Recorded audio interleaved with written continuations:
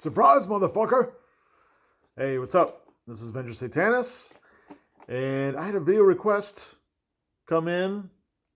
They wanted to hear me talk about why, in my opinion, OSR games, especially OSR D&D, is more immersive than modern role-playing games. And I created a little list. So the first one is that in old school games, you're not as reliant on the character sheet. And that's important because on your character sheet, you have like all the little bells and whistles and the numbers and things like that. And if you ran enough games using both modern and old school, like I have, you notice a huge trend, which is in modern D&D, players will look at their character sheet and like try to figure out what they can do.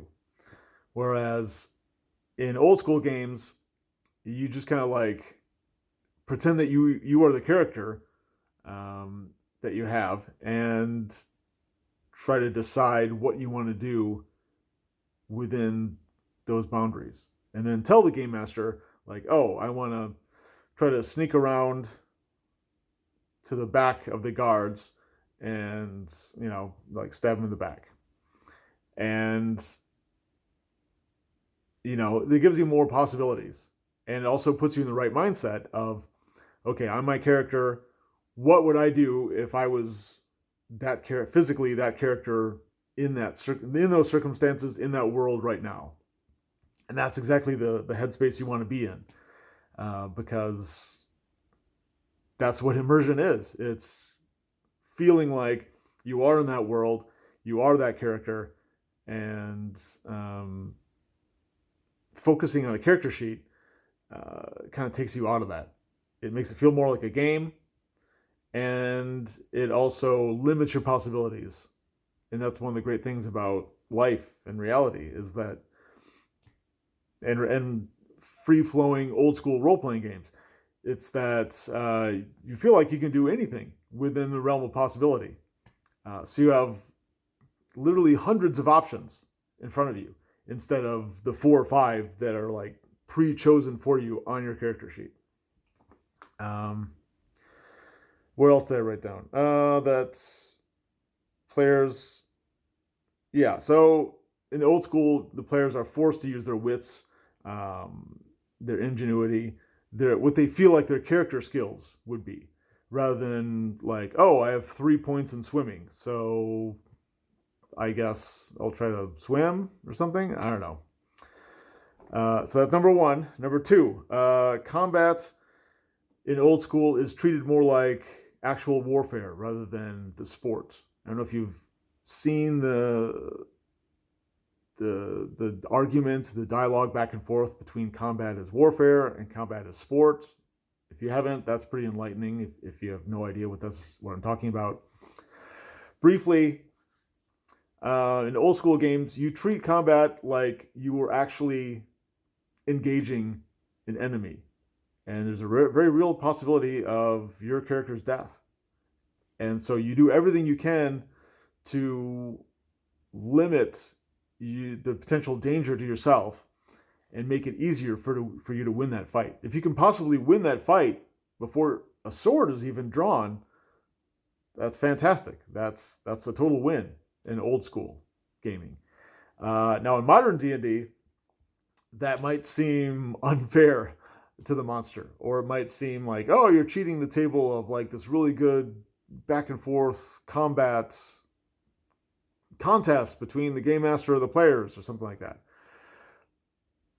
But that's treating combat as sport, and that's one of the major differences between old school and new school. And I believe that the old school version is more immersive because you're treating it like it's a real fight, where you could die or be maimed, or your companion could be killed. So that in itself is more immersive because you're treating it like it was real instead of treating it like a scrimmage game between soccer teams or something like that. Okay, and that's number 2. So number 3 is rulings over rules. I'm sure if you know anything about old school, you've heard this saying, rulings over rules, and that just gives the game master his authority, his carte blanche to decide in the moment what makes the most sense based on the circumstances and just what's going on at the time. See, in a rule book, if you follow the rules as written, a rule book will have maybe 4 or 5 catch-all things where it tries to account for everything, but it doesn't know your exact specific circumstances. So it just tries to give you a rule that will work generally.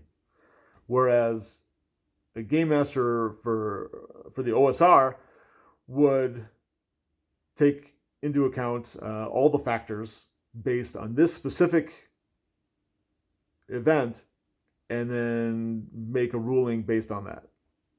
So it's more tied to you. Again, I want to say specifically, because it's not just trying to come up with a rule that will fit multiple situations without focusing narrowly on the best situation, the best way to handle a certain situation. Does that make sense? So yeah, for those 3, I only came up with 3. I think that's a good place to start. There's probably more. If you want to think of something, or if you want to let it be known what you have in mind, just comment down below. And also like and share this video. But that's a good place to start. Those 3 things. Not relying on your character sheet, combat as warfare rather than a sport, and rulings over rules. I think those are the 3 biggest that I could come up with this morning. Reasons why old school role-playing games, especially D&D, are more immersive than modern D&D, modern role-playing games. And yeah, if you agree or disagree, feel free to comment about that too. All right, Venger out. And then another video later today or tonight, because I want to talk about the Crimson Escalation mechanic that I came up with a little help from my friends. And yeah, that'll be good too. Okay, bye.